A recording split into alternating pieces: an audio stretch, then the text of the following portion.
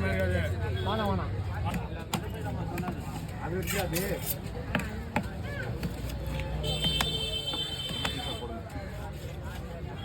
எவ்வளோ 2000 ஒன்று 6 வாங்கலாம். புதுசா சும்மா மேடம் இருப்பாங்க. போடுங்க.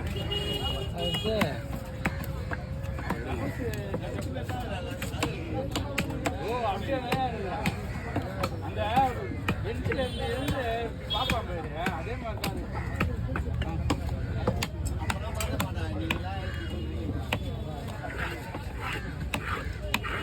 கட்டிங் விட்டு முழுக்க மாட்டுதா ஒரு டேஸ்ட் ஆகுது.